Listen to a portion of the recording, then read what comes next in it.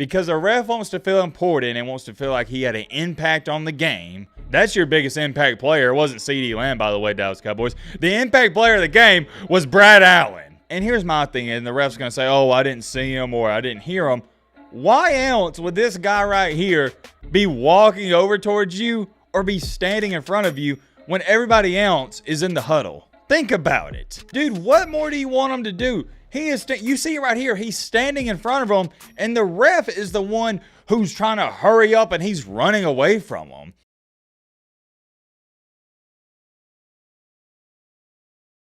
Ladies and gentlemen, boys and girls, I did not expect to be making this video on your Saturday night, but here we are. And more than likely, you'll probably be seeing this video late Saturday night, early Sunday morning, depending on where you live. I'm going to try to get this video uploaded as fast as I can. And let me throw this out there right now. If you want an unbiased opinion on what just happened in the Detroit Lions and Cowboys game, you're going to get it in this video right here because I am not a Cowboys fan and I'm not a Detroit Lions fan. Most of y'all know this, but if we do have some new people coming to the channel check on this video, number one, welcome to the channel. But number two, here's what you need to know.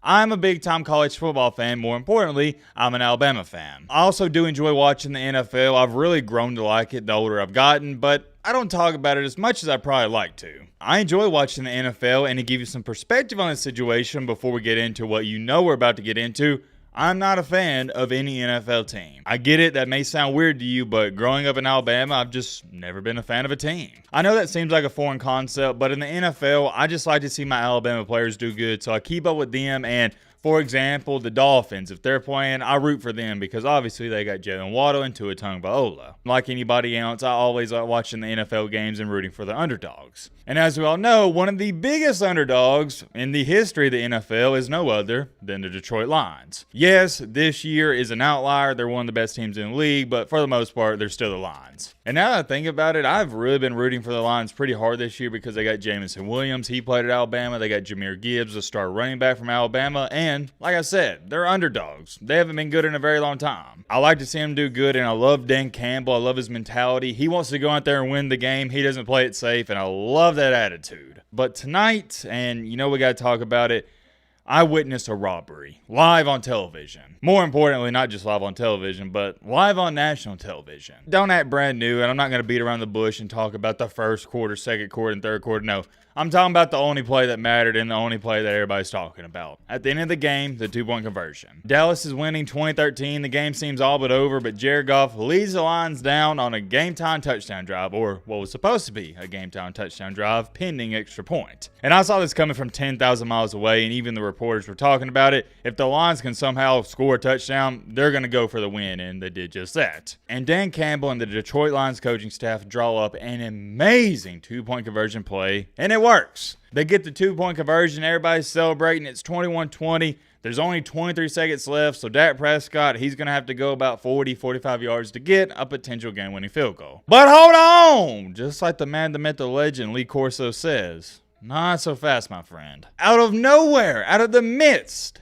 a yellow flag comes flying down. And what was so odd about this flag, and even the announcers were talking about it, it was extremely late, okay? That's one thing that had me questioning what was going on because I honestly thought it was some unsportsmanlike penalty because it was well after the play. Maybe they threw it down earlier, but from what I saw on the television screen, it came out really late. But guess what? Because a ref wants to feel important, and guess what? You're not, buddy. Okay, people don't pay to see you throw flags. They don't care about you. Why do people watch the games? Why do we watch the games? Because we care about our teams and the players. We don't care about the refs.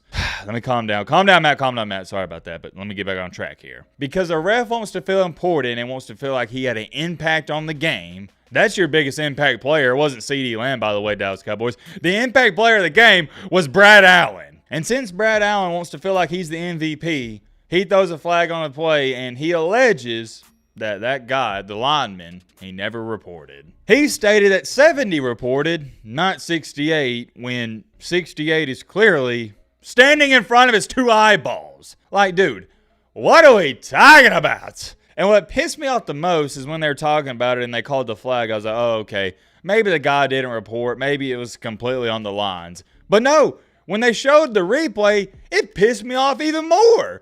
Because I'm sitting here looking at it, I'm like, wait a minute.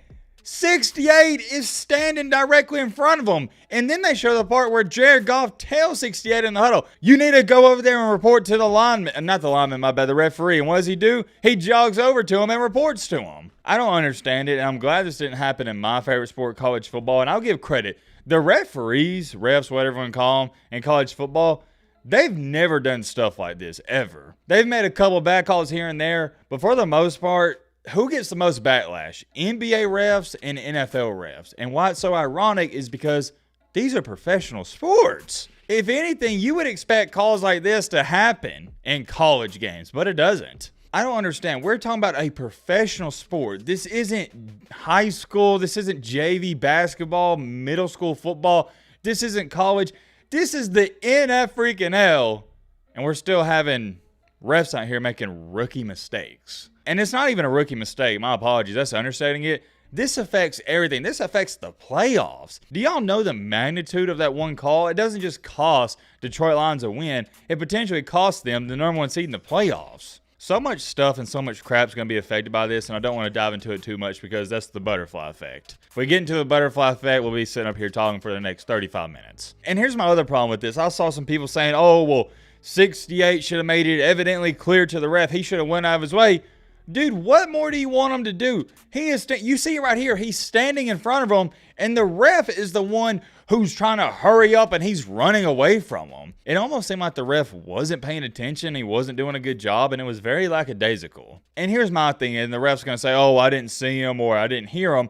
Why else would this guy right here be walking over towards you or be standing in front of you when everybody else is in the huddle? Think about it. And oh yeah, by the way, let me debunk this theory because you got people on Twitter that don't know what they're talking about trying to sound smart. Because there's this false rumor going on where people are trying to state, oh, well, that doesn't even matter because he was ineligible because he wasn't covered up. The whole false narrative going around that it had been an illegal formation isn't accurate because if he would have been deemed eligible, not ineligible, but if he would have been deemed eligible, it wouldn't have been any illegal formation. And I applaud people trying to find a scapegoat and an excuse for the refs, but there's no way out of this one. You just simply messed up, and you messed up big time. And guess what? Dan Campbell even told the refs, according to some reports before the game, the trick plays and the formations and all that good stuff. The only word to describe how I feel about this situation is befuddled and baffled.